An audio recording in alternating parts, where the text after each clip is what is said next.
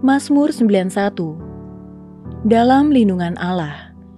Orang yang duduk dalam lindungan yang maha tinggi dan bermalam dalam naungan yang maha kuasa akan berkata kepada Tuhan, tempat perlindunganku dan kubu pertahananku, Allahku yang kupercayai. Sungguh, dialah yang akan melepaskan engkau dari jerat menangkap burung, dari penyakit sampar yang busuk. Dengan kepaknya, ia akan menudungi engkau, di bawah sayapnya engkau akan berlindung. Kesetiaannya ialah perisai dan pagar tembok. Engkau tak usah takut terhadap kedahsyatan malam, terhadap panah yang terbang di waktu siang, terhadap penyakit sampar yang berjalan di dalam gelap, terhadap penyakit menular yang mengamuk di waktu petang. Walau 1.000 orang rebah di sisimu dan 10.000 di sebelah kananmu, tetapi itu tidak akan menimpamu. Engkau hanya menontonnya dengan matamu sendiri dan melihat pembalasan terhadap orang-orang fasik. Sebab Tuhan ialah tempat perlindunganmu, yang maha tinggi telah kau buat tempat perteduhanmu. Malapetaka tidak akan menimpa kamu, dan tulah tidak akan mendekat kepada kemahmu. Sebab malaikat-malaikatnya akan diperintahkannya kepadamu untuk menjaga engkau di segala jalanmu. Mereka akan menatang engkau di atas tangannya, supaya kakimu jangan terantuk kepada batu. Singa dan ular tedung akan kau langkahi, engkau akan menginjak anak singa dan ular naga. Sungguh hatinya melekat kepadaku, maka aku akan meluputkannya, aku akan membentenginya, sebab ia mengenal namaku. Bila ia berseru kepadaku, aku akan menjawab, aku akan menyertai dia dalam kesesakan. Aku akan meluputkannya dan memuliakannya. Dengan panjang umur akan kukenyangkan dia, dan akan kuperlihatkan kepadanya keselamatan daripadaku. Shalom saudara yang dikasihi Tuhan, mari sama-sama kita perkatakan apa yang dimaksud dengan Pentakosta ketiga. Pentakosta ketiga adalah pencurahan Roh Kudus yang dahsyat di zaman ini melebihi yang terjadi di Azusa Street. Pentakosta ketiga akan mengakibatkan penuaian jiwa yang terbesar dan terakhir sebelum Tuhan Yesus datang kembali. Pentakosta ketiga akan membangkitkan generasi Yeremia, yaitu anak-anak muda yang dipenuhi Roh Kudus, cinta mati-matian kepada Tuhan Yesus, tidak kompromi terhadap dosa, dan akan bergerak untuk memenangkan jiwa. Pentakosta ketiga lahir di Indonesia yang bergerak ke bangsa-bangsa. Gerakan ini dari timur ke barat dan akan kembali ke Yerusalem. Pentakosta ketiga akan memberikan kuasa untuk menyelesaikan amanat agung, dan setelah itu Tuhan Yesus datang kembali.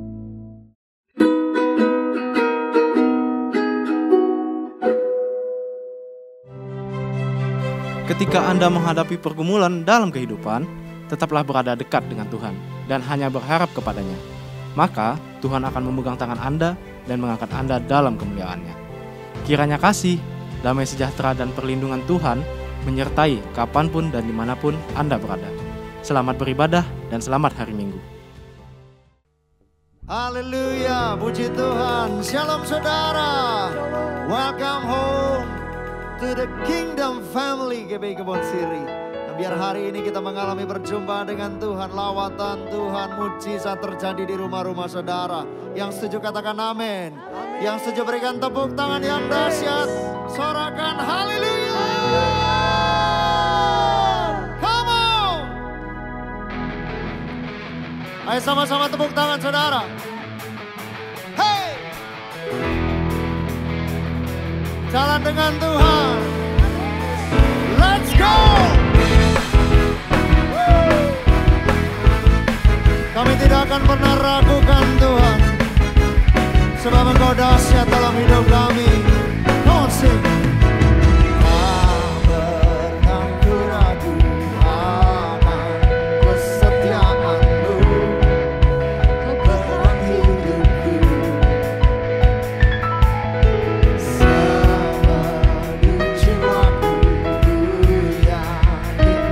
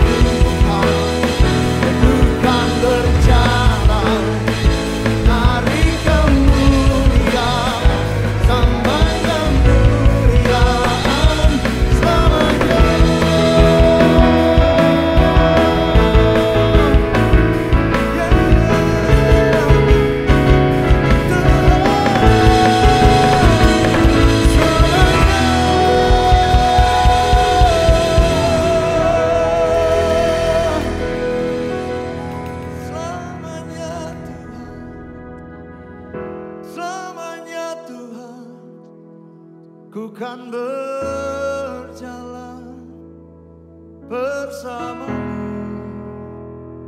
denganmu, kau sumber kekuatanku, tempat perlindunganku, hanya kau Yesus Tuhan,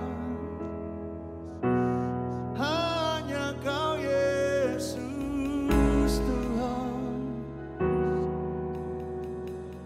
Kami tahu orang yang duduk dalam lindungan yang maha tinggi dan bermalam dalam naungan yang maha kuasa akan berkata kepada Tuhan, Tuhanlah tempat perlindunganku, kubu pertahananku, Allahku yang selalu kupercaya. Kami percaya, kami percaya padamu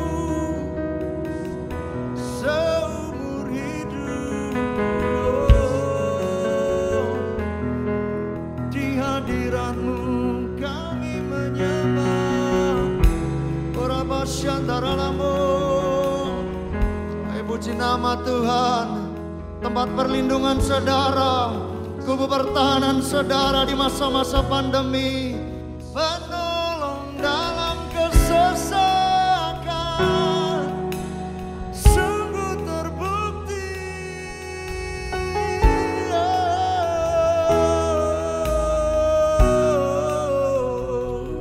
Kiramana lamo, syandara lamo. Haleluya, haleluya. Terima kasih Tuhan. Kuralabaralabaralabaralabaralabaralaba. Ini waktunya lebih lagi kami menyembah, memuji, memuja Tuhan. Orabakandaralamo, syandaralamo, syandaralamo. Kami mengangkat tangan, mengangkat wajah, biar kiranya surga terus terbuka di rumah-rumah kami. Surga terbuka waktu tangan kami terangkat. Malaikat Tuhan naik turun di rumah kami, bawa kemuliaan. Oh, kini saatnya berdiri di altarnya, sebab Allah Maha Kudus hadir di sini. Mari memuji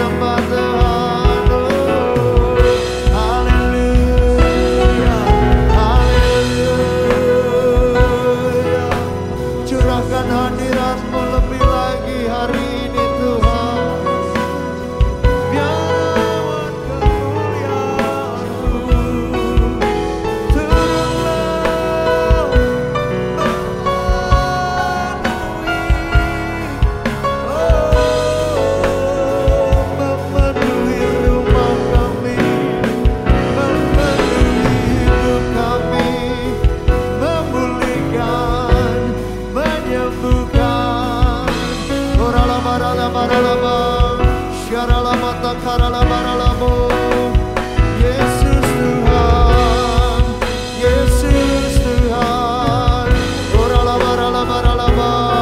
Sekali lagi bersama-sama saudara, masuk tahta suci, katakan di taman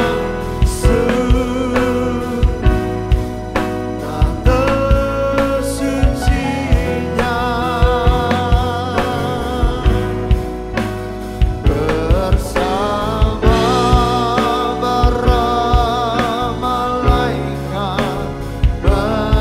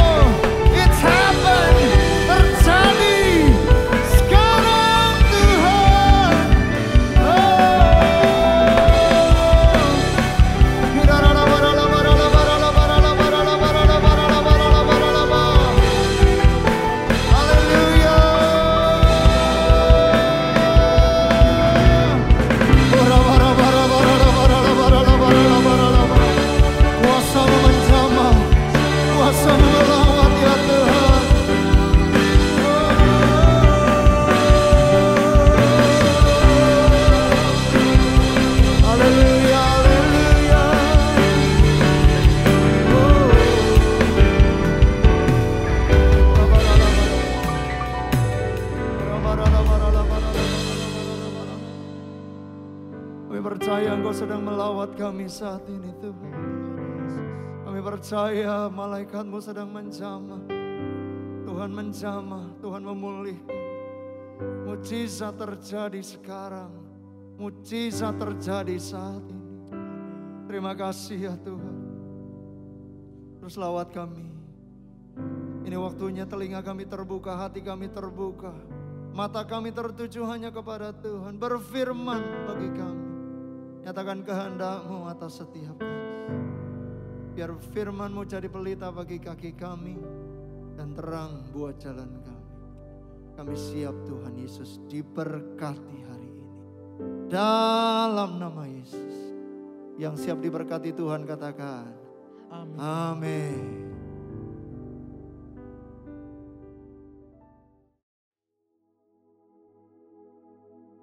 Shalom saudara, saya berdoa kita semua terus ada dalam perlindungan dan penyertaan Tuhan. Ada pertanyaan, bagaimanakah seseorang dapat mempersembahkan persembahan yang hidup, kudus, dan berkenan kepada Allah?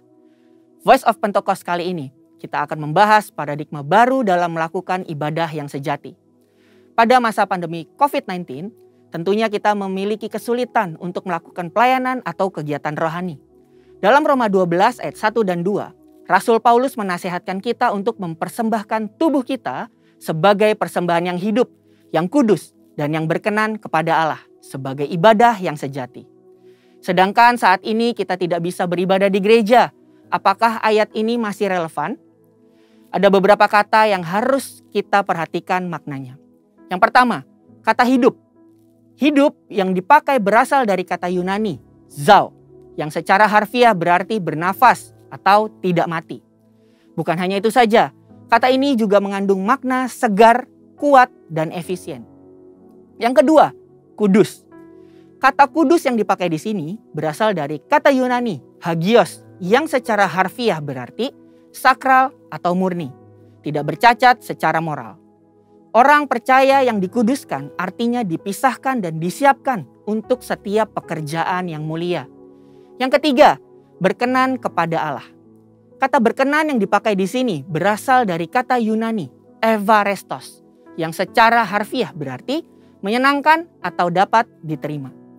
Dari ketiga makna tersebut, kita dapat memahami bahwa mempersembahkan tubuh kepada Tuhan haruslah menggunakan seluruh potensi atau karunia yang terbaik yang kita miliki, disertai dengan pertobatan dari dosa, berjalan sesuai dengan kehendak Allah, bukan sesuai keinginan kita.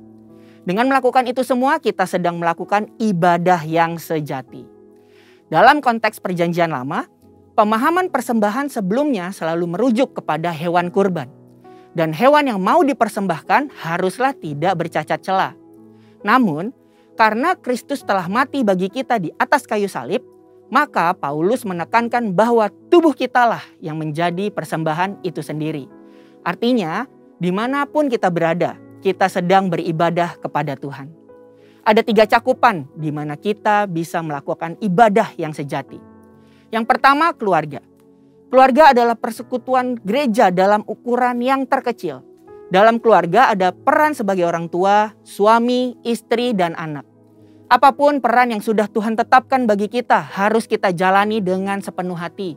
Kehendak Allah di dalam keluarga kita dapat dilihat dari Efesus 5 ayat 22 sampai 28 dan Efesus 6 ayat 1 sampai 4. Sebagai pasangan suami istri harus menjaga kekudusan dengan setia pada pasangannya.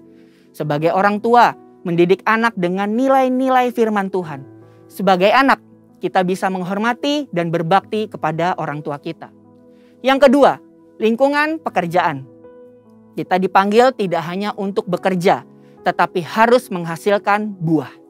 Dan lakukan suatu hal yang lebih dari yang diminta atau do extra miles. Seperti pimpinan yang selalu mendukung bawahannya untuk bekerja lebih produktif dan tidak lupa untuk memberikan apresiasi untuk setiap pekerjaan yang telah dikerjakan. Sedangkan kita yang bekerja dapat do extra miles dengan bertanggung jawab dan proaktif untuk melakukan pekerjaan dan memberikan hasil yang terbaik. Nasihat Rasul Paulus bahwa apapun yang kita perbuat dengan segenap hati, seperti untuk Tuhan dan bukan untuk manusia. Pekerjaan dan ibadah adalah satu kesatuan. Melakukan yang terbaik dalam setiap aspek pekerjaan kita adalah wujud nyata dari ibadah kita kepada Tuhan. Yang ketiga, lingkungan sekitar. Manusia adalah makhluk sosial dan kita lahir di bangsa ini yang memiliki keberagaman.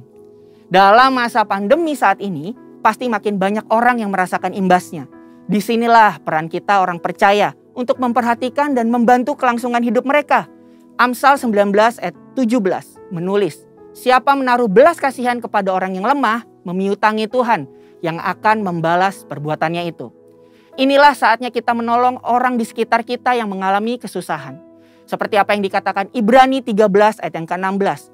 Dan janganlah kamu lupa berbuat baik dan memberi bantuan. Sebab korban-korban yang demikianlah yang berkenan kepada Allah. Sekarang kita memahami bahwa kehadiran kita di dalam keluarga, lingkungan pekerjaan, dan lingkungan sekitar adalah wujud nyata dari paradigma baru dalam mempersembahkan tubuh sebagai persembahan yang hidup, kudus, dan berkenan kepada Allah di zaman ini. Jadi, yes, Roma 12 ayat 1-2 masih sangat relevan di zaman sekarang. Saudara dan saya dipanggil untuk menjadi persembahan yang hidup dimanapun Tuhan tempatkan kita. Ingatlah bahwa kita orang percaya yang akan menjadi perpanjangan tangan Tuhan untuk melakukan pekerjaan-pekerjaan yang ajaib. Sehingga banyak orang mengenal Kristus melalui hidup kita. Saudara, untuk penjelasan lebih lengkapnya dari tim teologi kami, silakan buka link yang ada di atas atau scan QR Code yang tersedia. Salam integritas, Tuhan Yesus memberkati.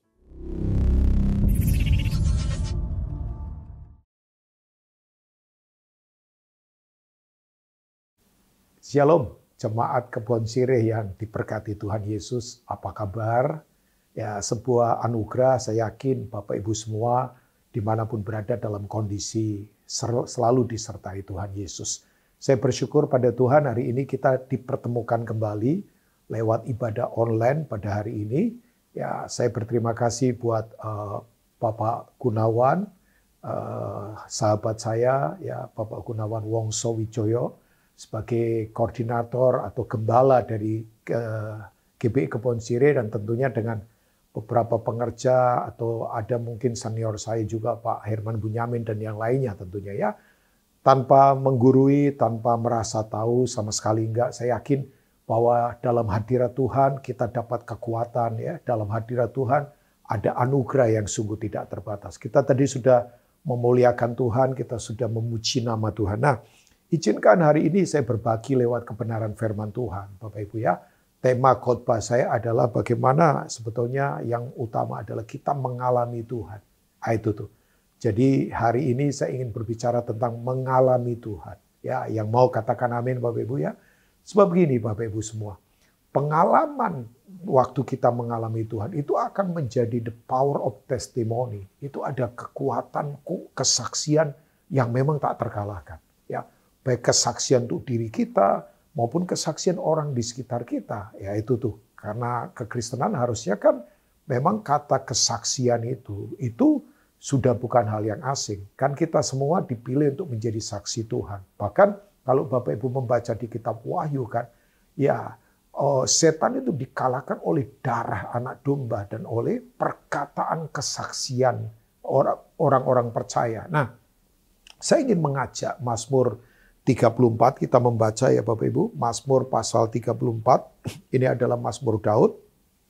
Ya, kita akan coba melihat ayat yang ke-9. Saya yakin Bapak Ibu hafal atau familiar dengan ayat ini kan.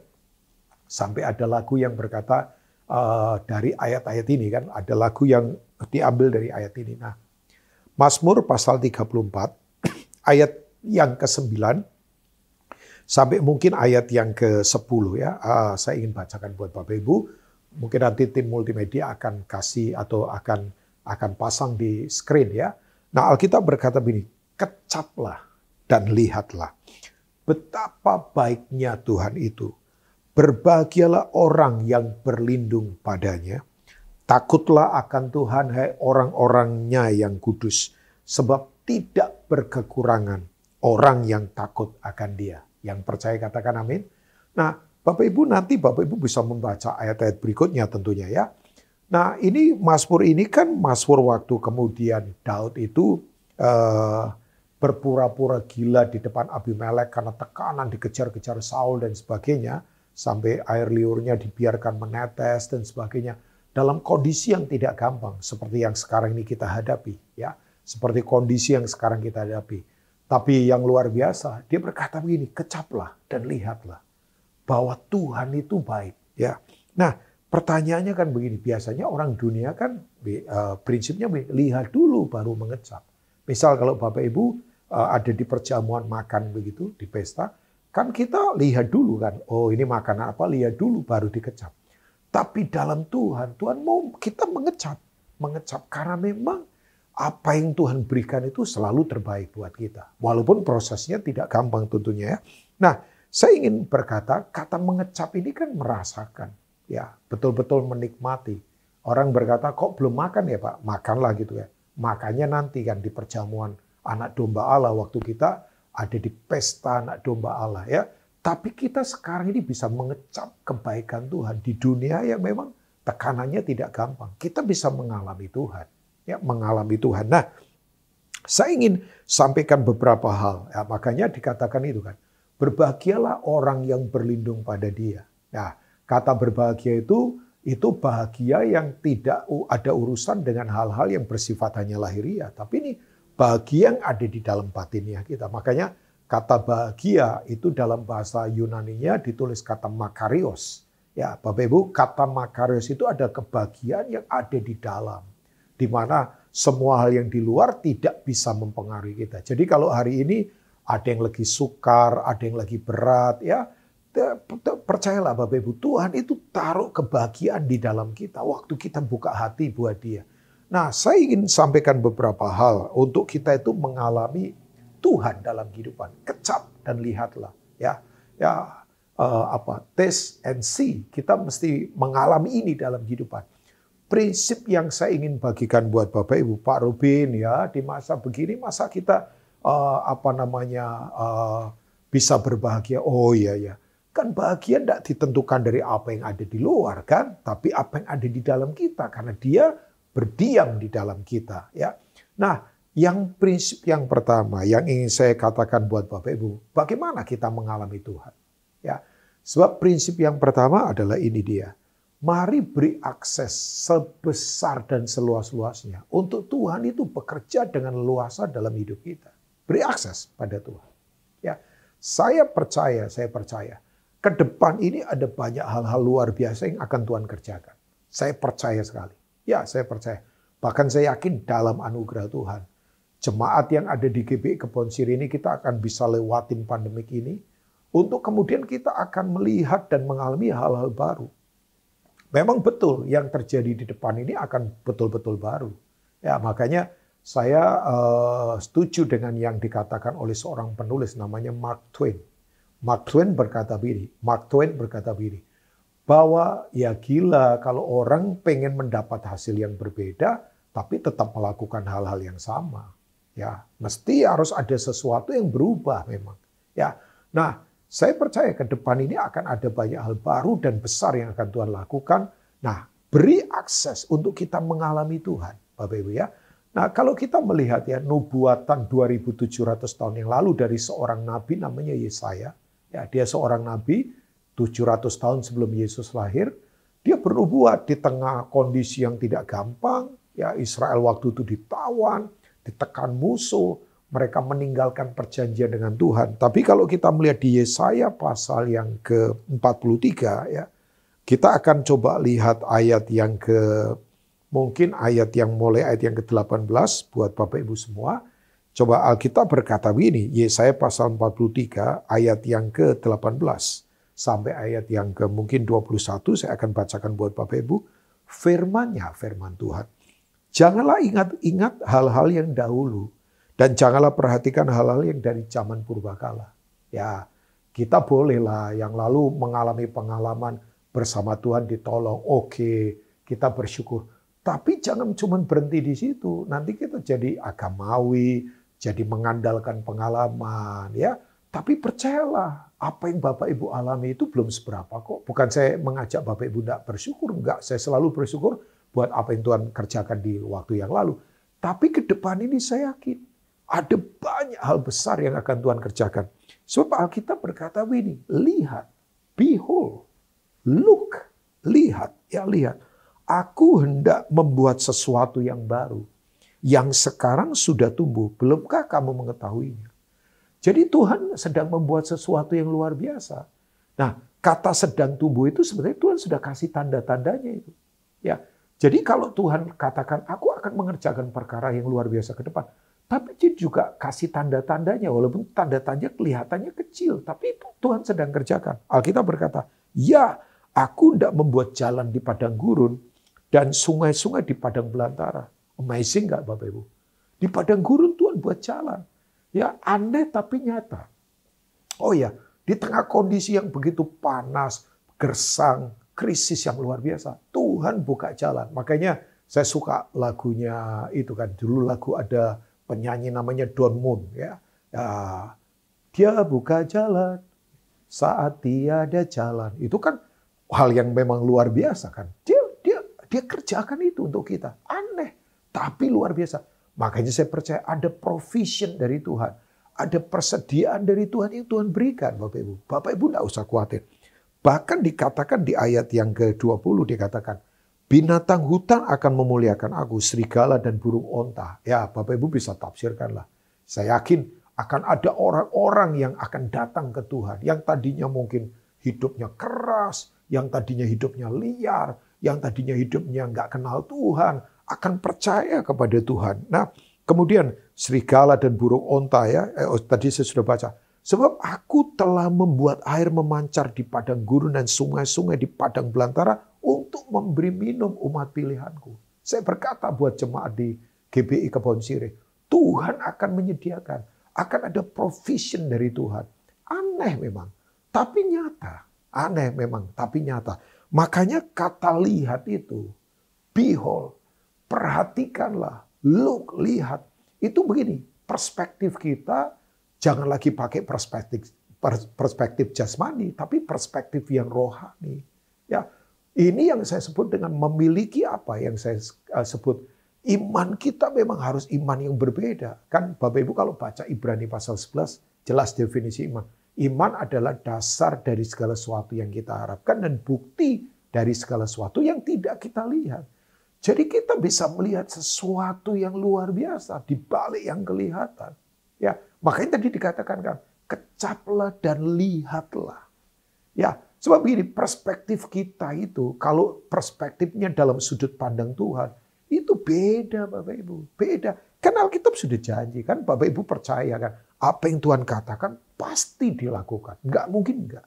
Jadi mari kita melihat dengan cara berbeda untuk alami Tuhan. Kita pakai kacamata iman, melihat. Makanya saya tiap hari kalau doa saya berkata begini, Tuhan terangi mata hatiku. Seperti Efesus 1 berkatakan, supaya aku bisa melihat pengharapan apakah yang terkandung dalam panggilanmu. Betapa mulianya bagian buat orang-orang kudus. Betapa hebat kuasamu. Wow. Bapak Ibu kalau punya cara melihat seperti Tuhan melihat, tidak akan gampang terintimidasi. Bapak Ibu kalau saya punya handphone ya di WA foto WhatsApp saya itu saya pakai profil dari istri saya itu pertempuran antara Goliat dengan Daud kan, Daud dengan Goliat. Itu pelukisnya bagus itu. Daud kan kecil, pendek, Goliat tinggi besar. Goliat punya pengalaman di ketentaraan, pakai peralatan senjata, pakai baju zirah, bayangkan. Sementara Daud coba pakai ketapel, kan lucu. Makanya ya, tapi sudut pandangnya lain kan. Sudut pandangnya Goliat apa? Sudut pandangnya negatif, penghinaan, kenajisan. Makanya waktu Daud datang, dia berkata begini, anjingkah aku? Kamu mendatangi aku pakai tongkat. Jadi apa yang dia lihat ya itu dirinya. Makanya perkataannya menunjukkan apa yang ada di dalam dirinya itu. Ya, anjing kan bicara kenajisan. Anjingkah aku? Gambaran ya. Ya, ini gambaran saja, analogi kan. Kalau bicara tentang anjing itu kan penghinaan itu. Ya, tapi Daud dengan sudut pandang yang berbeda. Dia berkata begini, kamu mendatangi aku dengan lembing dan tombak. Tapi aku mendatangi kamu dengan apa? Nama Tuhan semesta alam. Bala tentara surga. Itu muncul kata Jehovah Sabaoth. Makanya pertempuran Daud dengan Goliat itu, Bapak Ibu lihat, itu bukan pertempuran sekedar pertempuran fisik. Fisikal Daud mungkin kalah, tingginya kalah, pengalaman kalah, alat-alat perangnya kalah. Tapi waktu dia datang dengan sudut pandang yang berbeda, dia mengalami Tuhan. Bayangkan, Goliat jatuh dengan ketapel, dengan batu yang tertancap di dahinya. Saya percaya Bapak Ibu semua, ini yang akan Tuhan kerjakan ke depan. Ada provision, ada penyertaan Tuhan, ya kan? Makanya betul, kalau kita belum tahu ke depan mesti bagaimana, nggak apa-apa. Kan Tuhan janji menyertai kita. Ya coba, kalau Tuhan sudah kasih tahu alamatnya, nanti kita sombong jalan sendiri. Kan Tuhan itu mau selalu berjalan dengan kita. Makanya kan kalau Tuhan berkata, aku itu mengetahui rancangan-rancangan apa yang ada padaku mengenai kamu.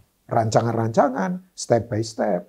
Karena kalau kita dikasih tahu semua alamatnya, nanti kita sombong jalan sendiri. Enggak, Tuhan mau menyertai kita. Tuhan mau selalu berjalan dengan kita. Tuhan mau terus mengalami fellowship dengan kita supaya kita mengalami Dia. Itu kerinduan hati Tuhan. Ya kan? Nah, Bapak Ibu, tujuannya apa? Ayat 21 dalam Yesaya 43 ini. Umat yang telah kubentuk bagiku akan memberitakan kemasyhuranku. Tujuannya supaya Tuhan dimuliakan lewat apa yang kita alami. Jadi, prinsip yang pertama, yuk Bapak Ibu, beri akses seluas-luasnya. Tuhan bekerja dalam hidup kita. Saya itu dalam anugerah Tuhan ya Bapak Ibu. Banyak yang lebih senior dari saya. Banyak ya. Misalnya saudara punya gembala pembina, Pastor Niko, dan beberapa hamba-hamba Tuhan yang lain secara senioritas jauh di atas saya. Ya dalam anugerah Tuhan itu saya jadi Kristen loh puluhan tahun. Lebih dari 40 tahun bayangkan. Ya saya jadi Kristen. Kemudian saya pelayanan juga anugerah Tuhan. Anugerah Tuhan semua. Lebih dari 30 tahun saya pelayanan. Tapi kalau orang tanya begini sama saya, Pak Rubin yang paling sulit jadi orang Kristen apa? Yang paling sulit ini, memahami bahwa Tuhan itu berdaulat. Loh kok sulit kan gampang. Kalau teori gampang. Teori gampang lah. Oh iya Tuhan berdaulat. Tapi begini, itu kan berarti kita harus menanggalkan keakuan, kesombongan, kebisaan kita. Dan ngandelin total Dia. Sementara banyak orang berkata Tuhan berdaulat. Tapi tetap ngandelin uang, ngandelin kemudian apa? Pengalamannya, ngandelin apa? Pekerjaannya. Kalau kita berkata Tuhan berdaulat, ya alami Dia. Apapun yang terjadi, tetap kita berkata Tuhan tetap berdaulat. Respon benar, nggak pemarah, nggak licik, nggak kemudian najis dalam kehidupan. Nah itu ya, jemaat GBI Kebon Sirih. Tapi yang kedua Bapak Ibu, yang kedua adalah ini. Orang kalau mengalami Tuhan, itu akan punya keberanian untuk punya kuasa kesaksian yang kuat. Jadi yang kedua, orang kalau mengalami Tuhan itu punya kuasa kesaksian yang kuat. Untuk dia itu jadi orang yang pemberani.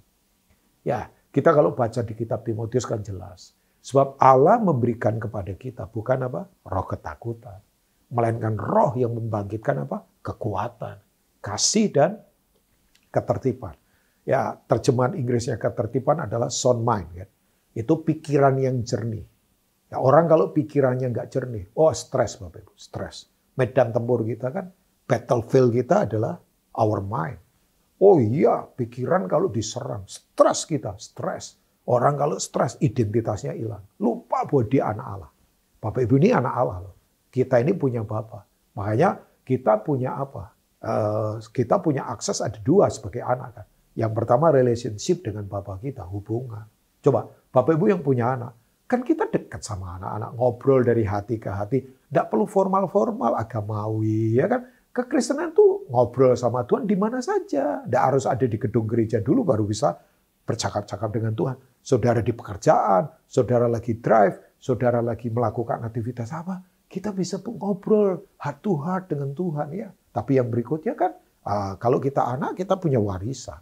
Warisan yang tak terbatas. Makanya nggak usah takut lah. Ya, warisan kita tidak terbatas. Nah, yang saya mau katakan, kita itu akan punya kuasa kesaksian yang membuat kita punya keberanian. Kalau kita mengalami Tuhan. Coba, saya nggak usah membaca narasinya ya. Bapak Ibu nanti baca keseluruhan kitab Kisah Para Rasul. Kitab Kisah Para Rasul itu, mungkin saya baca satu ayat saja. Coba kita lihat ayat yang ke Kisah Rasul 4, maafkan ya. Ayat yang ke 13.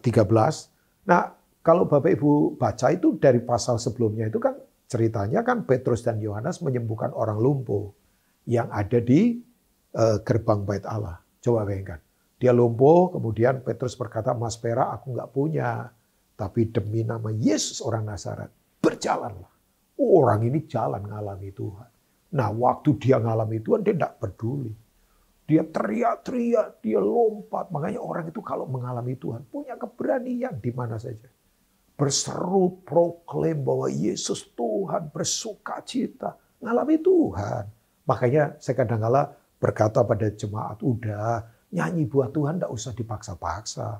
Ngapain worship leader paksa-paksa? Ayo semangat. Gak usah. Orang kalau ngalami Tuhan, semangat dari dalam. Yang setuju katakan amin. Nah Bapak Ibu apa yang terjadi? Begitu kemudian orang itu ngikutin terus, geger. Sampai akhirnya Petrus dan Yohanes dihadapkan pada sidang Sanhedrin. Yaitu kelompok 70 orang yang menguasai bait Allah. Jadi kemudian mereka nih nggak percaya sama Tuhan kelompok ini kan. Bahkan yang tadinya menyalibkan Yesus kan. Tapi Bapak Ibu tahu nggak? Waktu kita membaca ayat 13, saya suka ayat ini. Alkitab berkata begini. Ketika sidang itu melihat keberanian Petrus dan Yohanes dan mengetahui, coba lihat, bahwa keduanya orang biasa yang tidak terpelajar. Heranlah mereka. Nah, highlight kata itu, heranlah mereka. Ini waktunya GBI Kebon Siri. Saudara akan membuat heran buat orang-orang di luar sana. Heran melihat apa yang Tuhan lakukan dalam hidup kita. Mereka heran. Padahal Petrus tidak banyak ngomong, tidak banyak khotbah. Ya nanti dia bicara untuk menyatakan sesuatu pun hal yang biasa kan. Ya kita akan lihat dia tidak khotbah secara formal. Heranlah mereka dan mereka mengenal keduanya sebagai pengikut Yesus. Jadi pengikut Yesus itu dikenal dengan apa? Simplicity. Simple saja, sederhana. Tapi punya keberanian. Tapi kemudian begini, membuat takjub banyak orang. Karena mengalami pengalaman dengan Tuhan. Kan? Dan tahu Bapak Ibu apa yang terjadi. Kemudian atas nama kekuasaan, biasalah ya. Petrus Yohanes ditekan. Ditekannya apa? Kamu jangan lagi beritakan nama Yesus. Tapi Bapak Ibu coba lihat ayat yang ke-19. Ya, atau ya ayat 19. Tetapi Petrus dan Yohanes menjawab mereka. Yang menekan ini.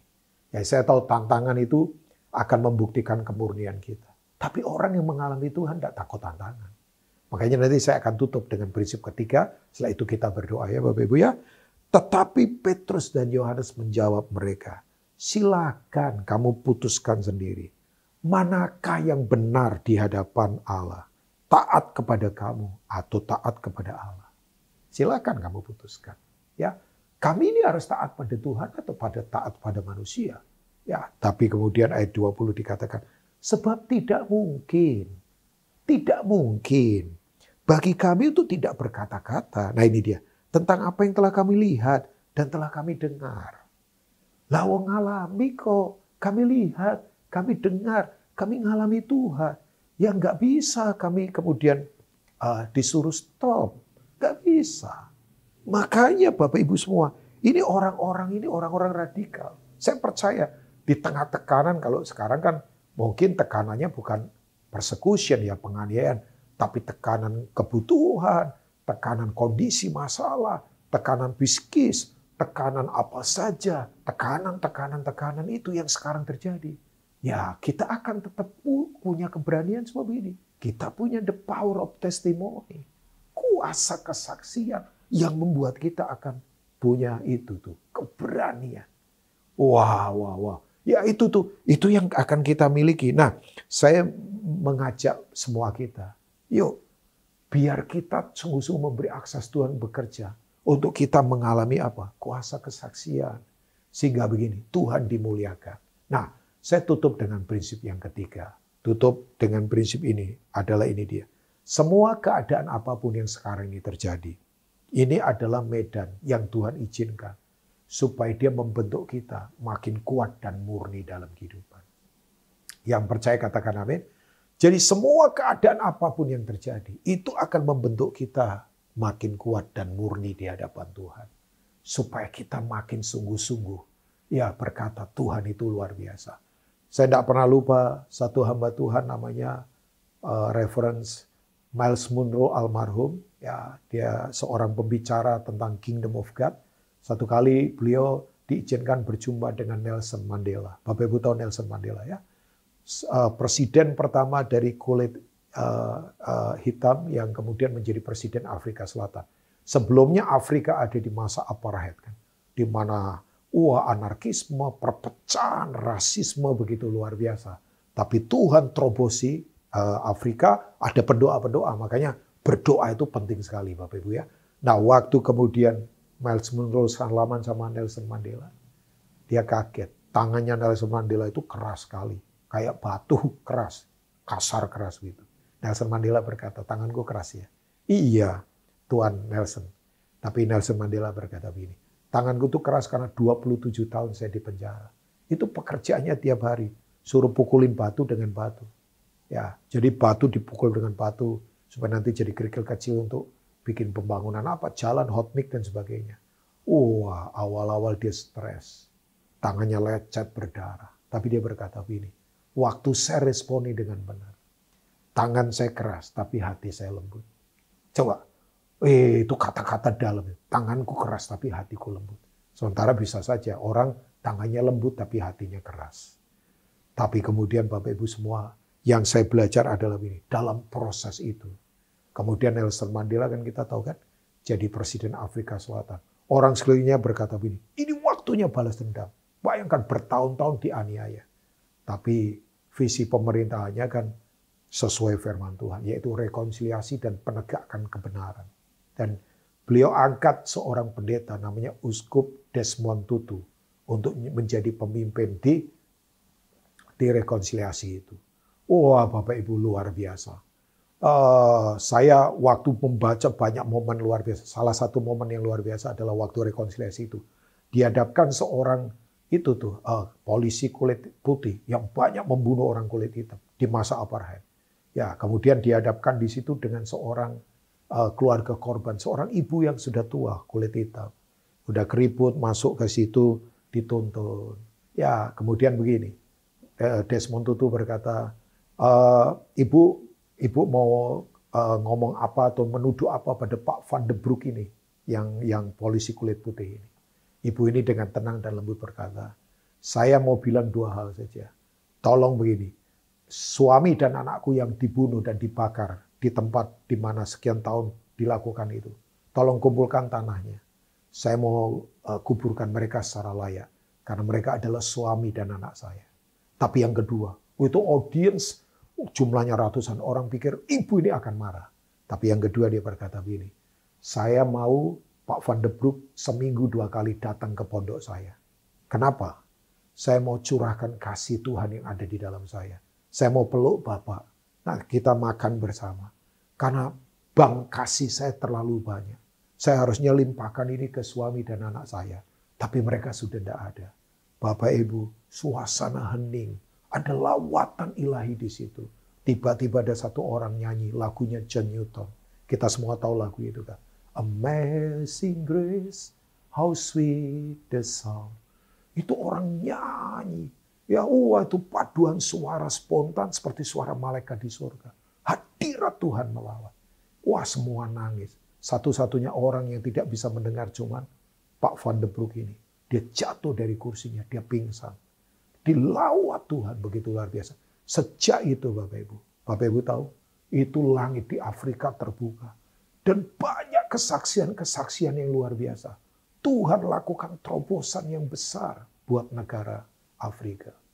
Saya waktu membaca ini saya berkata, wow, coba. Makanya betul kan yang tadi saya katakan.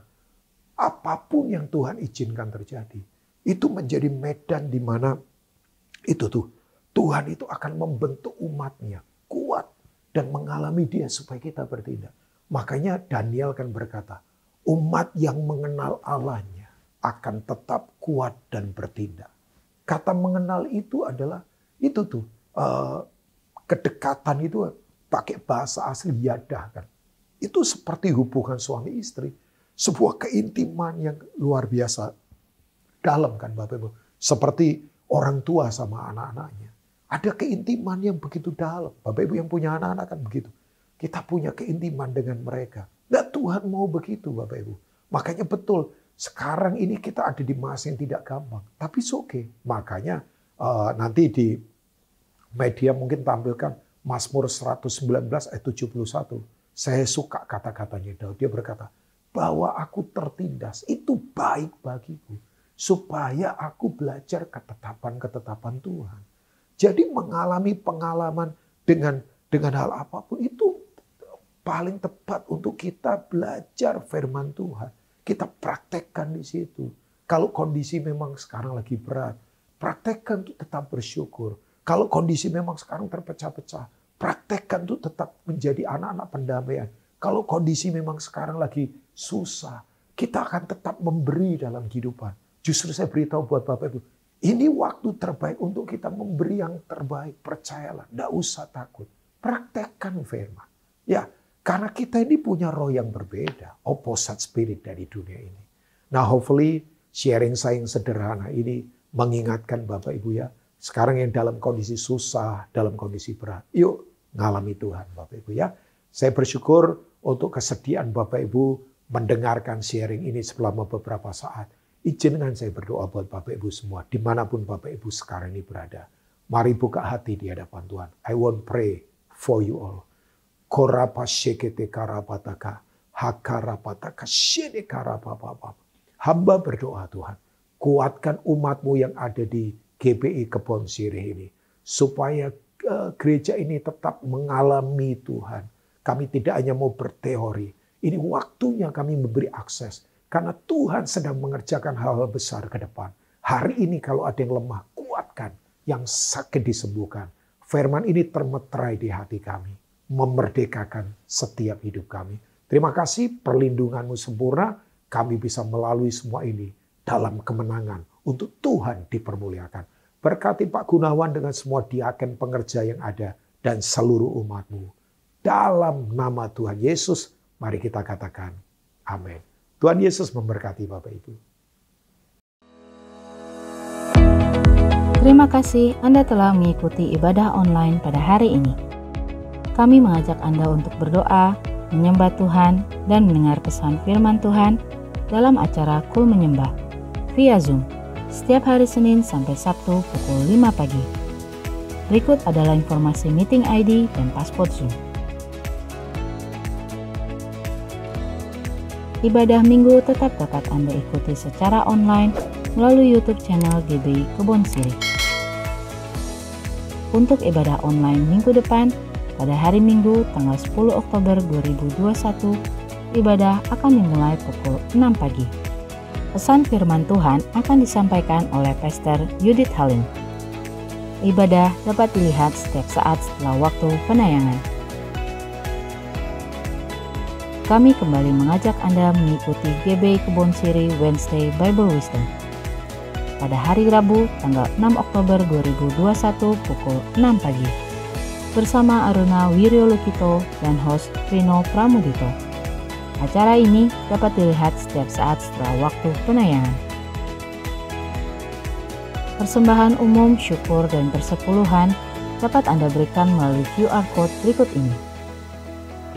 Scan QR Code yang tertera di layar, dan langkah selanjutnya dapat mengikuti proses yang tertera di aplikasi e-payment Anda. Persembahan melalui QR Code tidak dipungut biaya apapun. Persembahan umum, persepuluhan, diakonia dapat Anda transfer ke nomor rekening berikut ini.